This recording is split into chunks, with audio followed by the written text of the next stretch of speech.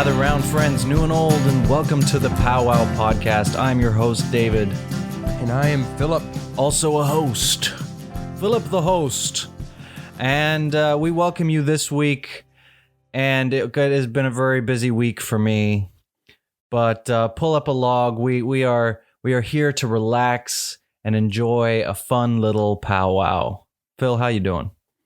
I'm doing all right. We are entering week 4 of the saga of me not having air conditioning in my car. But it's gotten to a point. Yeah. Have you ever done this where you get so hungry, where you get so thirsty, where you get so tired, whatever your bodily function is, that your body overcomes it, that you actually are fine with it now? I'd imagine this is what it's like for people that transition to cold showers, where all of a sudden you don't even notice it anymore. You're just used to it.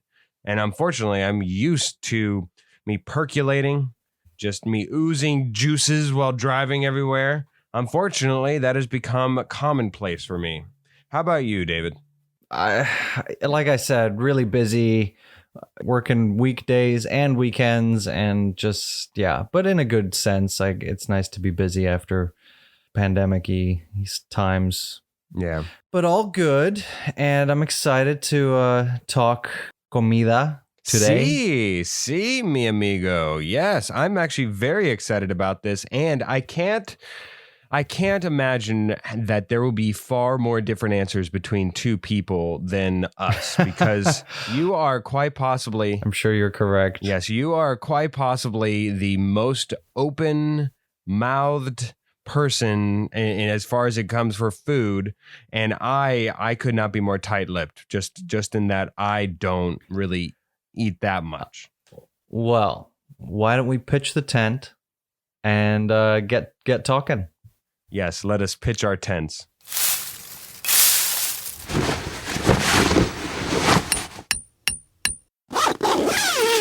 Food, glorious food, wonderful food. Yes, it's we thought that this podcast would be coming here soon. We knew it was coming. We prepped for it happening, and now it is finally here. The one that hold on. Yes. I was gonna ask you which Ice Age is that from again, but I realized that's not actually originally from Ice Age at all. You know what's funny though? I think it's from like Oliver or something, the musical. Annie? Isn't it Annie? No, I can guarantee you it's not from Annie. I believe it's from Oliver the musical, but you're 100% right as far as I think the general public and mine, more importantly, introduction to that song. It is The Last Melon from Ice Age 2. I can't believe that we actually share. No, it's not the last. It's not the last. It doesn't come from Ice Age. Yes, it is. Yes, no, but The Last Melon is Ice Age 1. But no, it's not. Yes, it is. No, it's not. Because they feed the baby with the last melon. Yes. And the baby's only in Ice Age 1, I promise you, man. No, it can't be. I 100% promise you. No, this is insane. We have to have like a live thing on it. I'm pretty sure The Last Melon comes from... No, man, I'm telling you. I promise you, The Last Melon is from the first Ice Age. Our listeners are with me right now. Like, they're listening to this and they're going, David's right. Phil's an idiot. The Last Melon is from the first Ice Age, and Food, Glorious Food, I think, comes from the second one. You really don't believe me. Oh, The Last Melon. You're right. It is from Oliver. I just looked it up. Yeah, and you're right. It's from The Last Melon aspect of it is from Ice Age. Yes, but it's from the first one. What are they singing over then? For the Food, Glorious They're Food? not. They're not singing. Okay. Oh, but they do that whole thing about the end of the world and like, whatever. Okay. Anyways, we've gone on a really huge tangent. diverted. I am so sorry to you, the listener, who either has never seen Ice Age, doesn't care to watch Ice Age. This was not where we intended to go. Anyways, so we're talking about food. We got a couple sections, and food is so vast and so expansive. I can't even imagine that this is our last time or chance that we'll ever talk about food. But this will probably stand to be a major entry point for us to go and get into food. So let's start out with just something simple, just something really simple. What food do we like to cook is the question. David, we'll start with you. All right. Well, there's gonna be a recurring theme here. I love to cook pasta in all forms, and I'm not just throwing pasta in a pot and then like opening a can of Trader Joe's. Whoop ass. Sorry. Whoop ass. No, I make my sauces all the way from scratch, and I have a wide variety of sauces that I like to make, and it's really like it's my favorite thing to cook and eat for myself or with other people. But I also love to cook curries and stuff like that. And when I have a team with me, whether that be family or friends, then I get more ambitious. With my family, we've made beef Wellington recently, and like we've done sourdough pizzas in the oven and all sorts of delicious things. Yes, I must admit, I have enjoyed your cooking. I think this is something I've told plenty of times on this podcast, but we did do a friend date once, and you cooked for me. You cooked the pasta. Everything was from scratch. It was, let's just say, if you were in my alleyway, you would have gotten the whole kit and caboodle, my friend. That's all I'm going to say. Are you saying I'm not up your alley, Phil? I don't want to go up your alley. No. No. And what food do I like to cook? I put it more generic. Yes, tell us.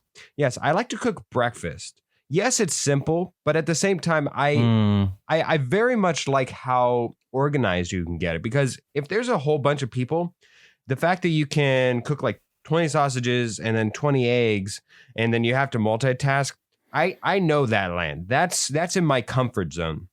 Whenever it's like spaghetti or meatballs or something, I feel like it's not as pronounced food for me, at least, that I feel comfortable with. So I like to cook breakfast. If we were to go up to a log cabin, let's say, and everybody were to pick like a meal to cook, I would choose breakfast. And I think that I cook a fairly good breakfast. Also, just anybody who knows me knows that once a day I eat eggs and toast. So I'm very specialized in all the nuances of how best to cook eggs, how best to get toast, and how to utilize a toaster correctly to get your preferred toasting method. There is a method to that madness. Absolutely. Is there anything that you make a point of cooking from scratch? I'm just curious.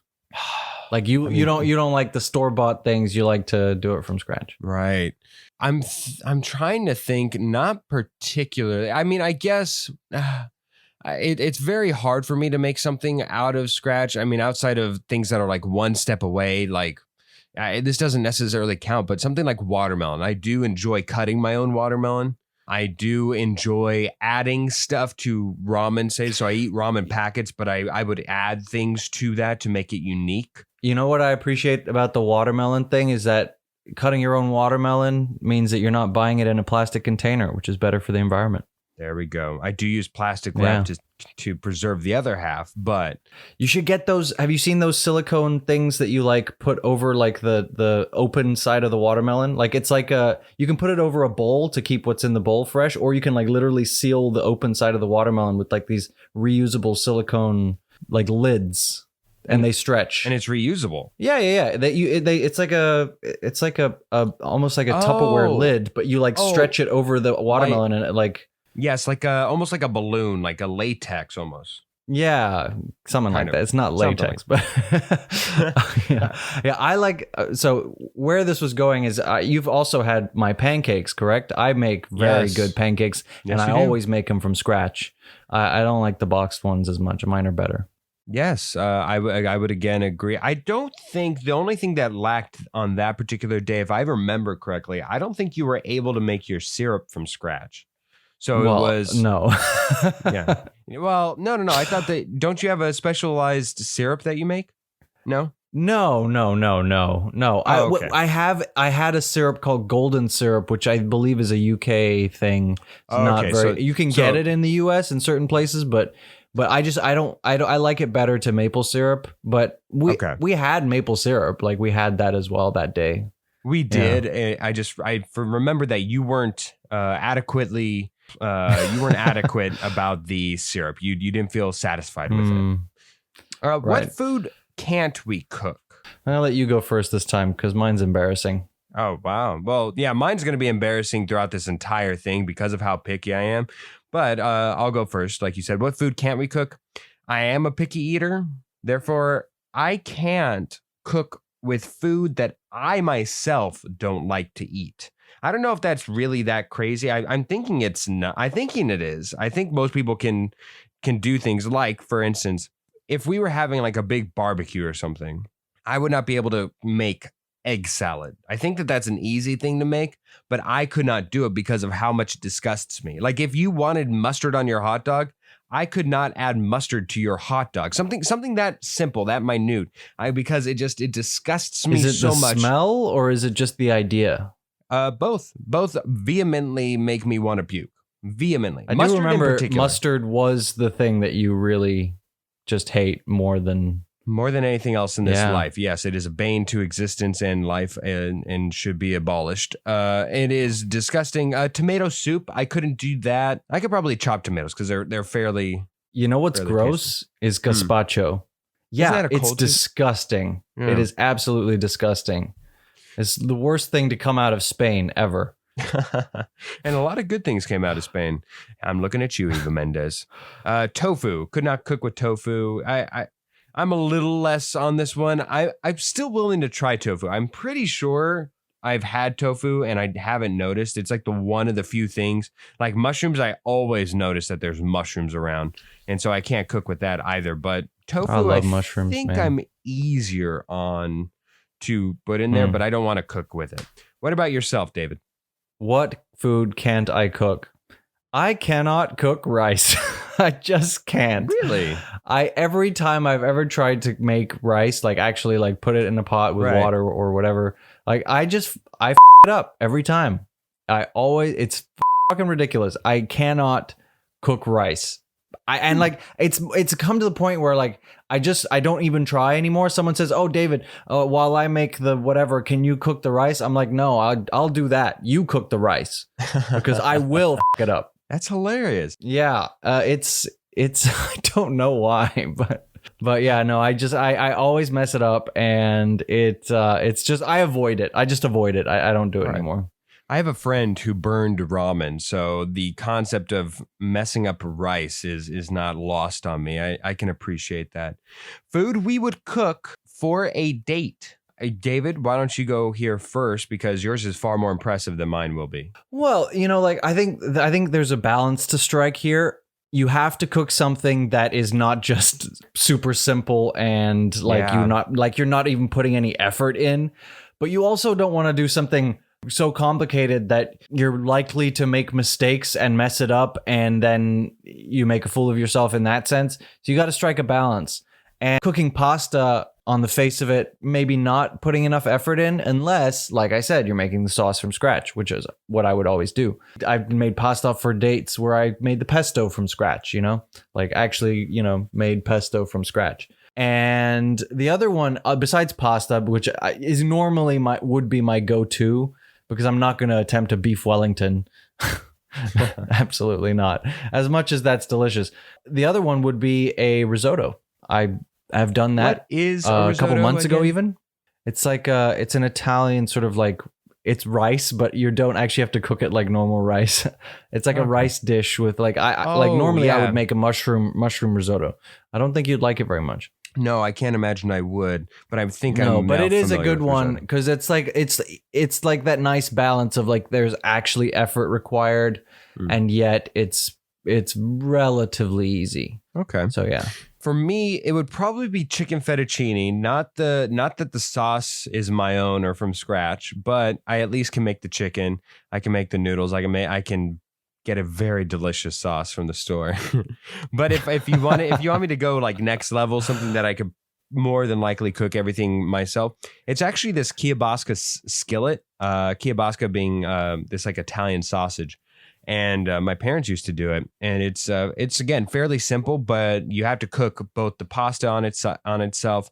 You have to season the vegetables, and then you put in the meat, and you just put it all in a skillet. You kind of do it. You kind of just move it around. You use some Parmesan cheese for added oomph, and it's pretty good. It's pretty good, man. I really do enjoy it.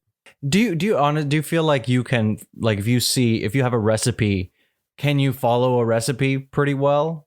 Man, it really does. Like if you were to, if you had a date with this, like just 10 out of 10, amazing personality, just the girl of your dreams, and you're like, I gotta do something real here. I'm gonna make something like from scratch, like put a lot of effort in. Wow. Like you just look up a recipe. Can you follow a recipe online? Oh, you find I like think, Gordon Ramsay's something or other. man, I would probably need a video. Like if I, like you said, if I had to make a chicken cordon bleu or beef Wellington, man, that is a scary process. Beef Wellington is a scary process. It's a lot of Yeah. So I could probably create something edible. I just don't know if it would even resemble the work. I don't know if it would look like it would resemble what it tasted like. I think it would be one of those where it doesn't look very good or very pretty, but in spite of its plating, it tastes all the flavors there, like a Food Network channel show. Something we wish we could cook that we can't cook currently. I wish personally, especially with all my ability to love toast and eggs and everything else, I wish I knew or had the capability to make sourdough bread, sourdough or rye. Either one makes a good toast. But I think that I'd save a lot of money on toast and bread, minimal as it may be, because that's not like that's killing you at the store. But I would like to be able to say that I can make a bread. How about you, David? Yeah, my mom makes like amazing homemade bread. You come visit and she'll do like a coaching course for you. I love it. Be worth the money. Worth the money. Absolutely, yeah. Most people have to go to Italy for courses like that internationally, but I'll make a special stop to Denmark just for you. Dude, I don't live in Denmark. Netherlands, god damn it. All right. One of these days. So I agree actually. Sourdough bread, yeah. That's a big one, I think. But also my mom makes like she does these roasts, whether it be lamb or something, or actually her like she makes pulled pork as well sometimes.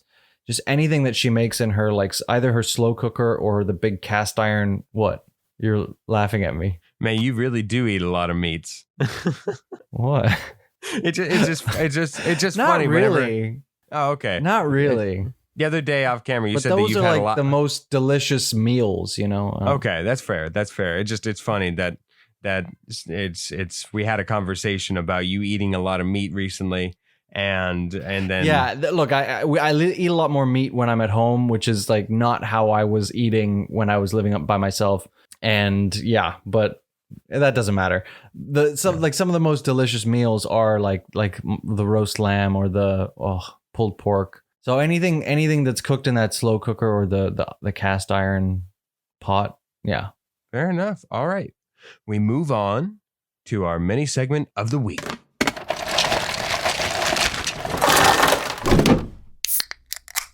This mini segment is a new one in the rotation. Was something that we've discussed, and we are finally bringing it to you, the listener. It's called bushwhacking. Bushwhacking. And I'm sure you are sitting there worried as all get out, especially with us talking about alleyways and latex. This is not going to be anything naughty. This is just the idea of the segment is that we go around, find topics that we both dislike, rare as that may be, and we will cut them down to size and tell you precisely everything that is wrong with them. And no, Jared Leto will never make an appearance on this mini segment in particular.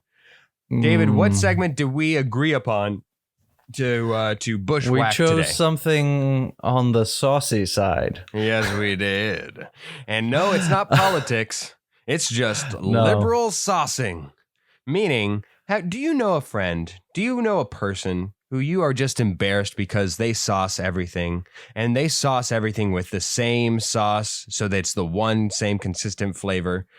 I know that me, myself, and I know a couple people who put ketchup on everything. David, we know somebody who puts barbecue sauce on everything. There's other things. Who do you know? What do you know, and why does it need your attention? Ketchup.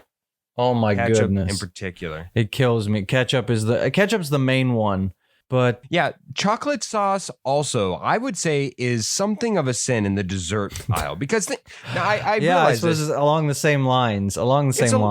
Because here's the thing is that I, as a kid, would use this technique to help me power through some great grandma who came up with a dish at the barbecue and everybody's like, oh, you got to try this. And I didn't like this. So in order to do it, I douse that sucker in Hershey's chocolate for the key lime pie that I don't like.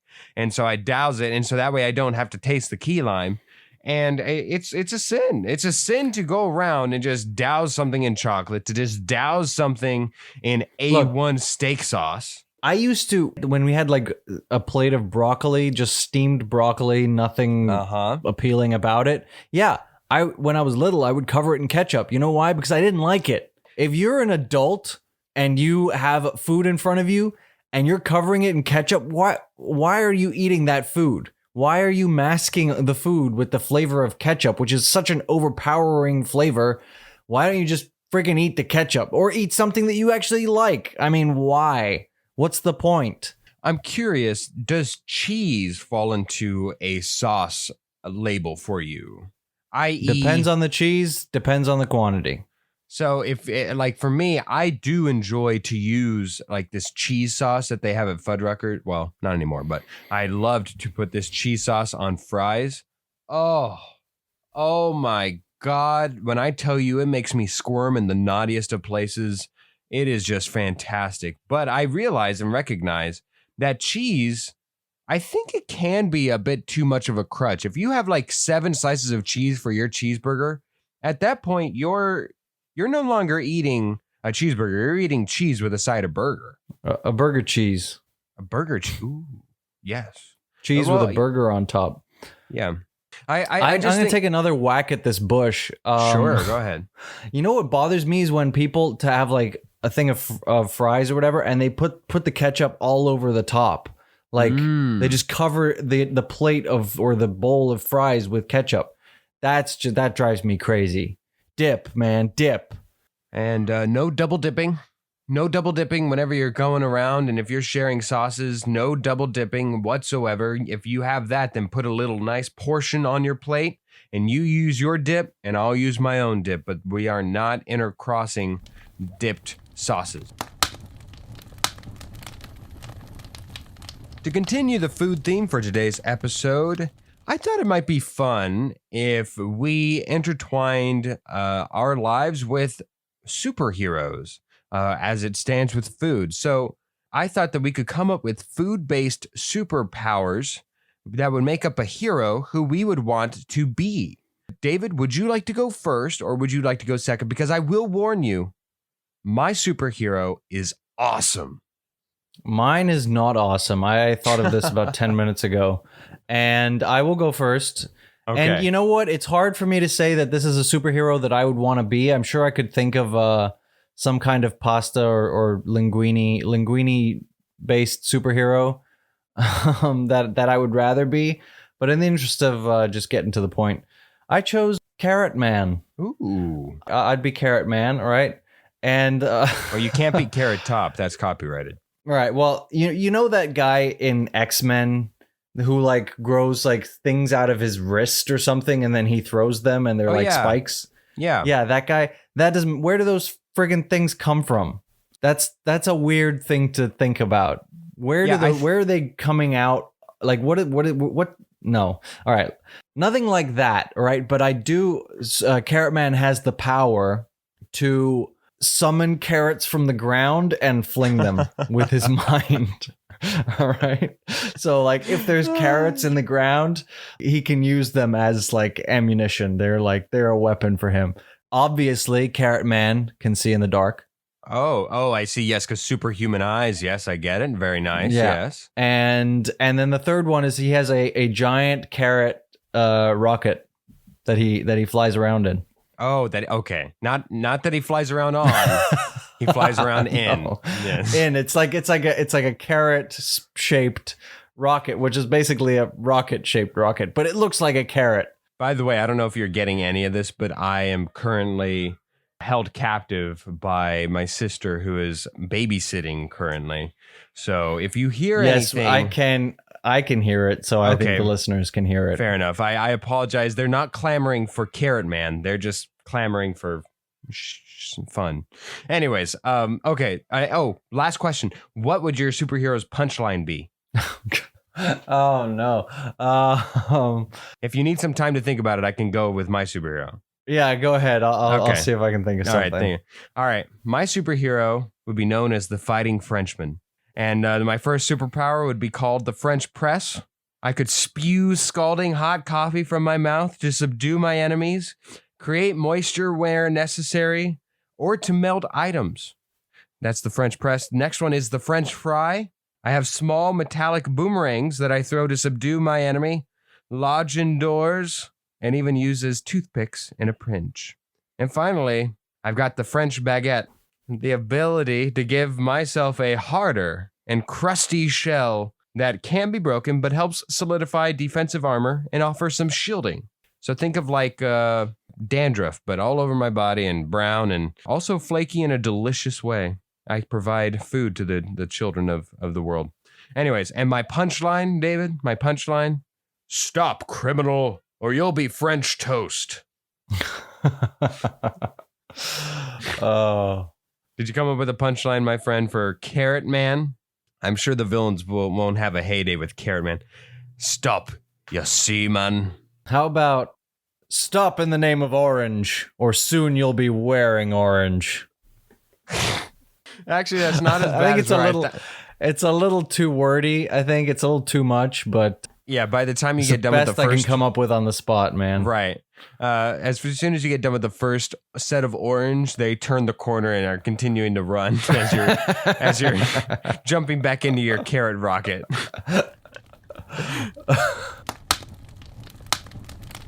We finally get to the game portion of this episode, and for my first time, actually, I believe, I could be wrong, David, correct me if I am. I think this might be the first time ever In POWWOW POWWOW. podcast history, yes. I think so. All right, for the first time ever, I'm willing to make that claim until somebody proves us otherwise. It is a return of a guest for the game. It is one, Aaron Ford. Aaron, congratulations, welcome, and we are happy to bring you back, man. Yeah, congratulations. It is a pleasure to be back. Yes. It's nice to be seen. You are the first person to volunteer to be on here twice. So congratulations, Aaron. I can say it's an honor and a distinction It is. that I cherish. Yeah, you can put this on your acting resume, Aaron. Oh, absolutely. It's already on there. All right. David, what is the game for this week? Why don't we start with the questions, Phil? Let's do that first. You're right. Aaron comes on here, I get excited, and then I just completely forget myself. Yeah, you the listener might remember Aaron, but we have some questions. I don't know if we had started this by the time Aaron first came on, but we obviously do a few questions to get to know our game guests each and every week. So I'm going to start out because besides having met Aaron the last time he came on, I don't really know Aaron. So Aaron, what is your favorite thing that your parent or guardian ever makes or made for you to eat for dinner or whatever? This is going to sound so incredibly cliche. My mother makes the best fry bread in the world. I'm half Native, I'm half Navajo, and my mom makes legitimately the best Navajo fry bread you've ever eaten in your lifetime.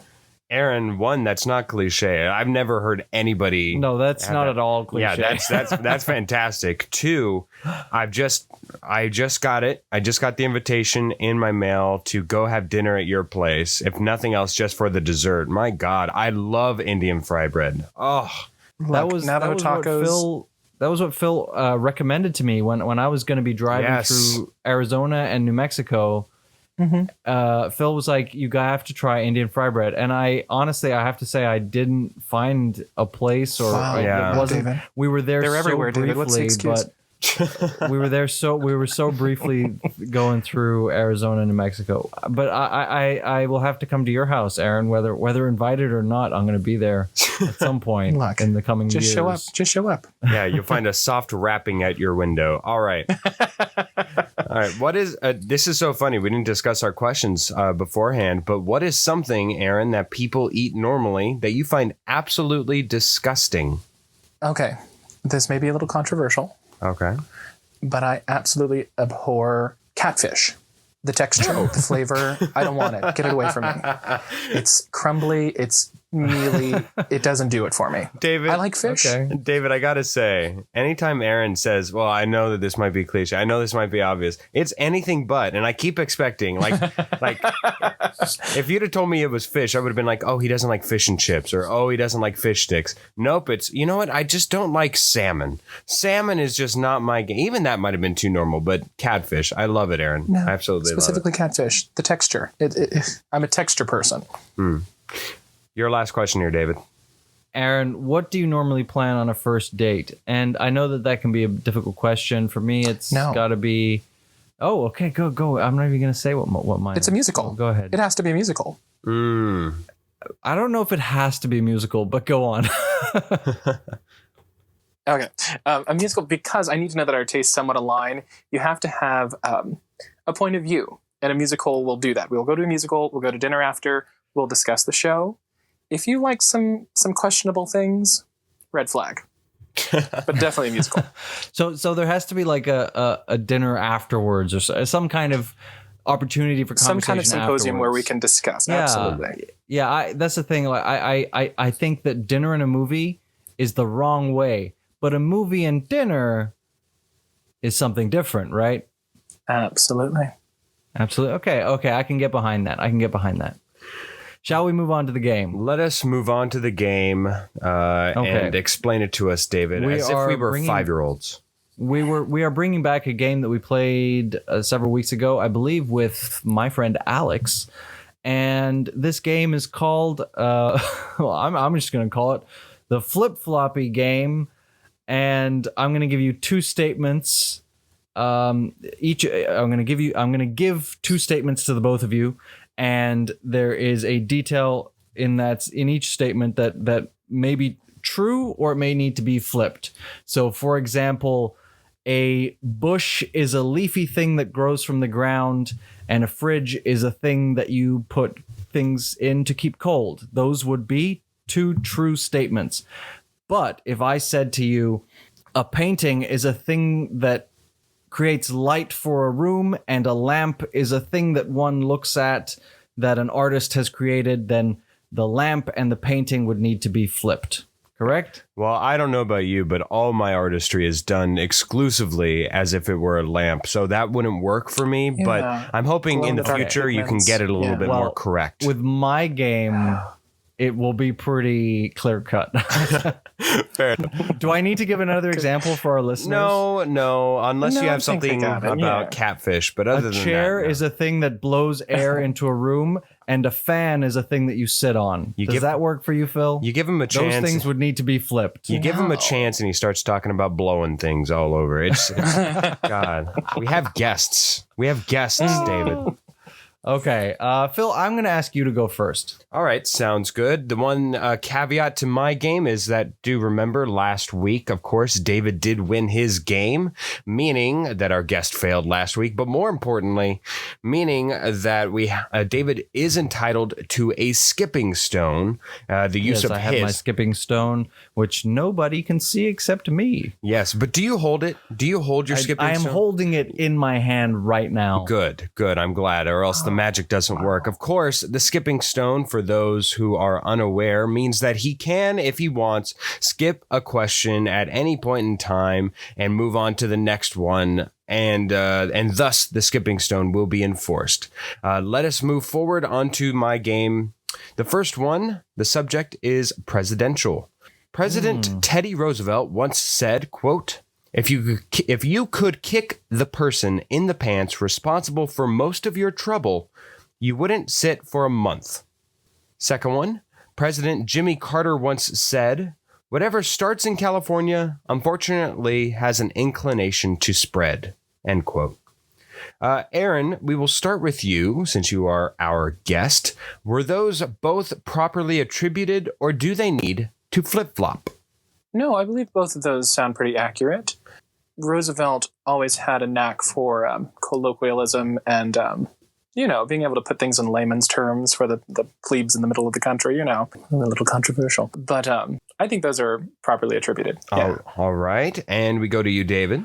I don't know if I can add to that very much, but I do agree. I'm gonna stick with the same, that they are in place correctly. All right, and you both gain a point. Yes, Teddy Roosevelt, not even a bullet could stop him from giving a passioned speech. We go on to the second category, I think both of your favorite, The Office. And there was some controversy in the past concerning this, but I wanted to make sure that it was meaningful this time. All right, David, we will start with you. Okay. The episode Secretary's Day, in which Michael Scott tries to treat Aaron, his current secretary at the time, to lunch, was October 19th on the original airing date. And the episode Pretzel Day, in which everyone at Dunder Mifflin is treated to a free pretzel however they want it, was originally aired April 22nd. Are those dates in their correct place, David? Now that is tough. You're getting deep. My goodness. I will say that it is somewhat known in the deep, deep office circles that one of these days is properly attributed to Pretzel Day. So one of them should be easier to figure out than Secretary Can you Day. repeat which one was which? Just tell me the month, the episode and the month. Sure. Secretary's Day, October 19th, and Pretzel Day, April 22nd. I think that those are in their correct place. That they are in their correct place. Aaron, do you dare go out on a limb? I think I'm going to switch them, to be honest. Yeah, I think they're reversed. Well, obviously, one of you is correct. And Aaron, oh God, you are correct. They were indeed flip-flopped. No. And so, on The Office, yet again, Aaron reigns supreme. We move on. Can I be frank? I didn't know either of those, but I don't know. Just thinking about Pretzel Day, where Pretzel Day might fall in the year. You know. Right. No, Aaron, you knew it. You were phenomenal. You did well, buddy. Just move on, Phil. All right. God's sake. All right. Next one is Baskin Robbins versus Dairy Queen. A Baskin Robbins in Ohio once posted on one of their signs, quote, "Steph Curry is softer than our ice cream," end quote, during an NBA Finals in 2016. Dairy Queen was once under fire for doing an international campaign that over-sexualized an 11-year-old enjoying their ice cream. Aaron, are those in their correct spot, or do they need to be flip-flopped? I think they are in their correct spots. I'm trying to think which one of those chains, if not both, is international. And I think that, well, actually, yeah, I think that Dairy Queen might be international. Okay. And David, we go to you. As far as I know, Dairy Queen is not international. However, as much as I want to, well, again, as far as I know, as much as I want to pick something different because I am a point behind, I have to say that I think that Aaron is correct. I think that they are in their correct spots. That means that both of you are incorrect. It was indeed a Dairy Queen that posted Steph Curry is softer than our ice cream, and Baskin Robbins was internationally shamed for over-sexualizing an 11-year-old. Fun times. All right, we go to Aliens 1 versus Aliens 2. Or actually, it's Alien versus Aliens, I should say. There's a distinction. All right. Okay. Alien, the movie, only had a budget of $4.2 million. Aliens took 7 years to make. David, are those appropriate, or are they needing to be flip-flopped? Oh, no. I think that they are in their correct place, and I'm not going to justify because I don't want to give anything away. Hints. Fair enough. I'm just going to say that they are in their correct place. Aaron? I'm sorry, can I hear the comparison, or not the comparison, Yes, absolutely. The question again? Yes.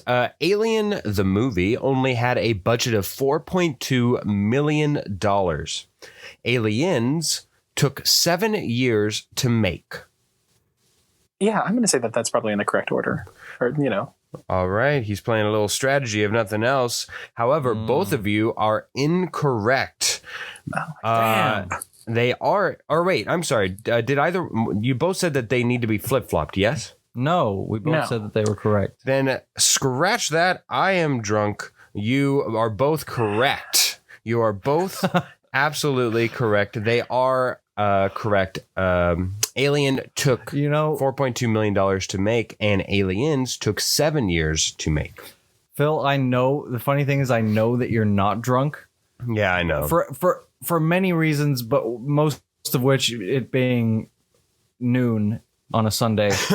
I actually have had several glasses of wine tonight, and I may be slightly drunk. Oh, goody. A goody.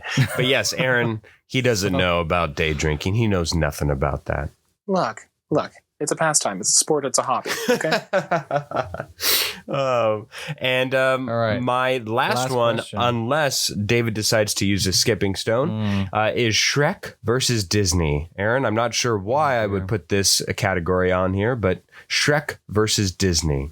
An inside joke because me and Aaron met on the set of a Shrek musical. Anyways, Shrek. Did we? Didn't we meet during Shrek the musical? For VYT? I'm playing. Of course, I remember that. Oh, my God. I'm sorry. All right. Shrek, the movie, is 1 hour and 35 minutes long. Bambi, Disney's worst film of all time, is 1 hour and 10 minutes long. Inflammatory. Oh, God. Yes.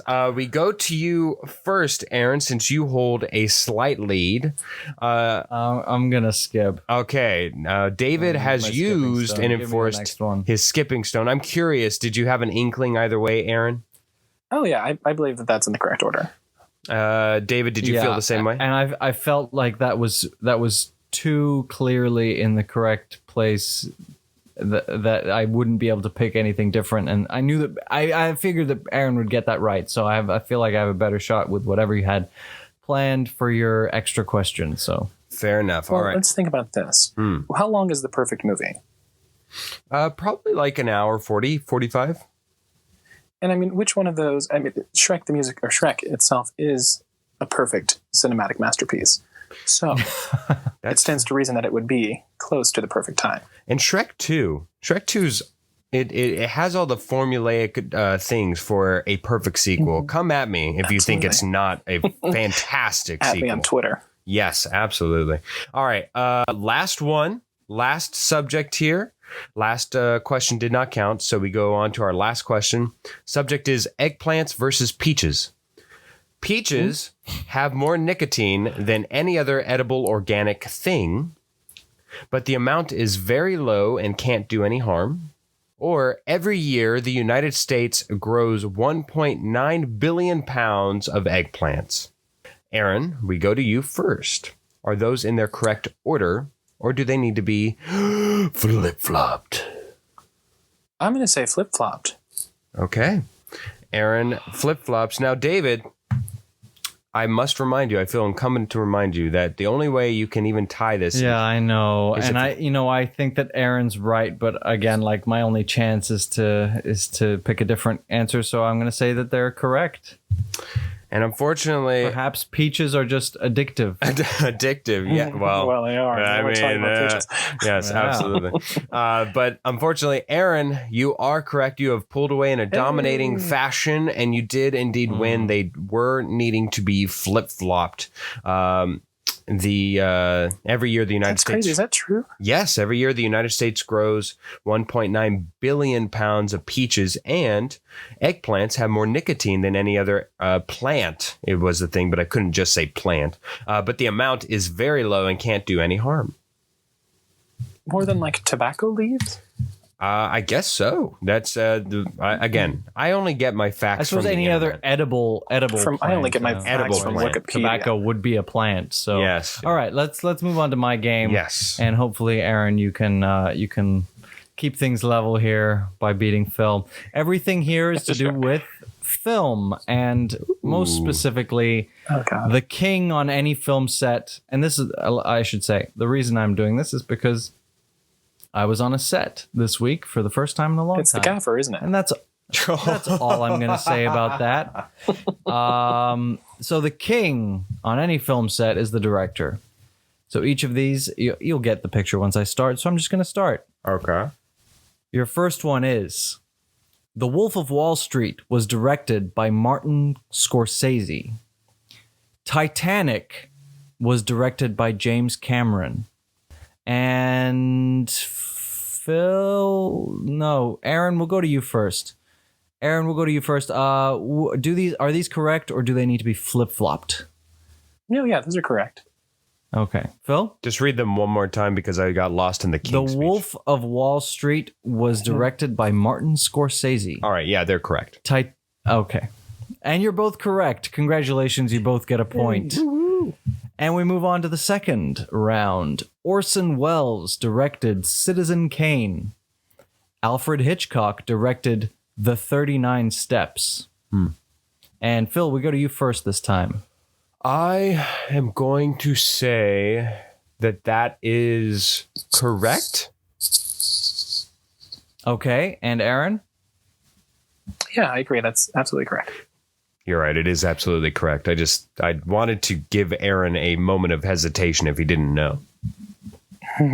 Okay. Well, you've underestimated me, sir. You're absolutely correct. Again, that is, yes, Orson Welles directed Citizen Kane, obviously, and Alfred Hitchcock directed The 39 Steps. All right, question 3. So you're both 2 points. Congratulations. I knew this was going to be a very tight game. Either you're both going to find it very easy, or if you didn't really know the directors of these movies, you might find it very difficult. It was always going to be very close. I'll say that. Sorry, what did you say, Aaron? I'm not very well versed in movies, to be frank, but okay, well, here it only gets more difficult. So, Tim Burton directed The Grand Budapest Hotel, and Wes Anderson directed Batman 1989. I believe you go to Aaron. We go to you first. you got to flip it. Okay. Batman of 1989 is an iconic film. Obviously, only directed by Tim Burton. All right, Phil. David, have you ever been to Payless while you were out here in America? No. Because you need to flip-flop that B. That was a long way to go. Yes. So you're both saying to flip it, right? Yes. Yeah. Yes, and you're absolutely correct. Of course, Tim Burton directed Batman 1989. I don't even know if Wes Anderson is old enough to have directed Batman 1989. He definitely directed The Grand Budapest Hotel, though. Yes. We're even at 3-3. I missed the Grand Budapest Hotel. That's a film that has slipped Well, it's by. very Wes Anderson, let me tell you that. Yeah. I'd imagine. All right, question 4. Spike Lee directed Old Boy, and the Coen brothers, or the Coen brothers, I don't know, the Coen brothers directed Coen. Yeah, that's what I thought. I've just been in the Netherlands too long, where the way you pronounce OE is oo, not oe. So the Coen brothers directed No Country for Old Men. And Phil, we go to you first. Oh, we actually do get to a spot here where I'm not 100% sure. This is like the first one I'm not 100% sure. Who was the first director? Just give me who the first director was. Spike Lee. Right. I'm going to say that they are in their appropriate place. Okay. And Aaron. I think I'm going to flip them. All right. And with that, we finally have you guys have picked different answers for the first time in the game. And Phil, you are correct. Okay. They are in their correct place. No. Spike Lee directed Old Boy, and the Coen brothers directed No Country for Old Men. Okay. All right. So Phil, I'm going to go to you first here, just so that Aaron has a chance. David Fincher directed There Will Be Blood. Uh-huh. And Paul Thomas Anderson directed Fight Club. Fight Club was done, and then I want to. You know what? I'm gonna say flip them. Okay, Aaron, do you want me to repeat? I'm gonna keep them. No, I'm gonna keep them in the same order. All right. And Phil, you have gotten that correct. So you are 5 for 5. Woo. Well done. Thank you. Well done. David Fincher. David Fincher directed Fight Club, which is the opposite of what I said. And Paul Thomas Anderson directed There Will Be Blood. Two amazing films. So well done, Phil. You're finally... How many weeks has it been since you won a game? You know what? As much as I love to boast and everything, it's been quite a while. It's been quite some time. So I'm quite happy to finally gain a game on you. Usually, whenever I win, you win as well. So this is like the first time I feel like in POWWOW history that I won a game that you did not. Good Lord. Now I do accept Venmo, Bitcoin, and rare gems, as I said before, gold doubloons as well. Yes, or maybe materials for which your mom could possibly make both of us Indian fry bread. Sure, look. Please, you guys are currently just crushing the integrity of POWWOW podcast as a whole. So, what integrity? Yeah, Aaron, it has been wonderful having you. If you have anything that you can plug, then go ahead and do that right now. Absolutely. I am performing this upcoming fall with a choral ensemble by the name of Voices of the Valley, September 13th through the 18th, doing just a little feature spot, singing some solos with a full orchestra and chorus, which is really cool. It'll be at the Mesa Arts Center in Mesa, Arizona, if anyone wants to check it out. All right. And do you have any social handles that people can get a hold of you, can look at your lovely face and maybe slide into those DMs? The DMs are always open and lubed up for sliding. Yeah, you can follow me on Instagram at Miss Kitty Carlisle, and you can follow me or add me on Facebook if you want. Those are the only two I got. Sorry. All right. We love it. We love you, Aaron. Thank you so much for coming back. I'm sure we'll have you back multiple times, if not a few more before your event over in Mesa. Thank you so much for joining us, and we move along to the scores. And with that win, I move ahead to 7-12 all time. And David goes down, and he can't quite break out of that halfsies. He's now at 9-10, and we move along.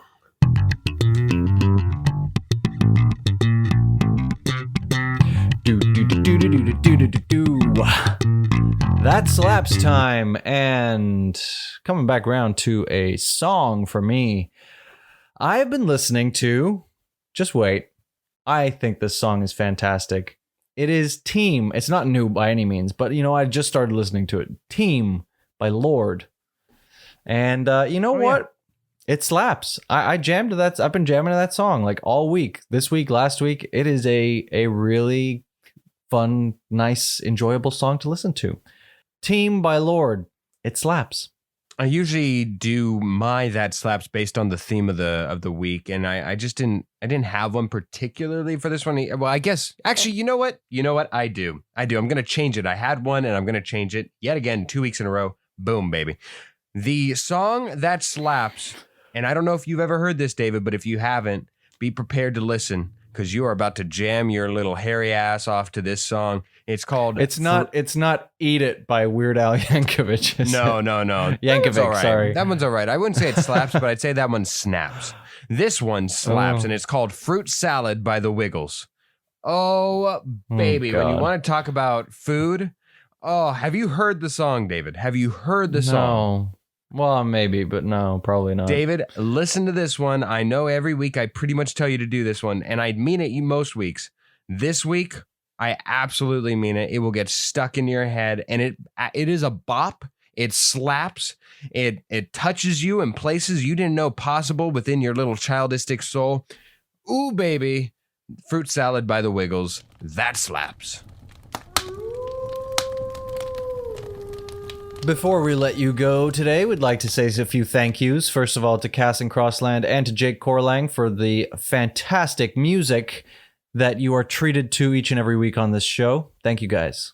Thank you to Tara Amstutz and Josh Hans. Tara for the graphic design work that she puts on for us here. We try to put it everywhere because it is so beautiful. And of course, Josh Hans for the musical interludes that you hear in between each segment.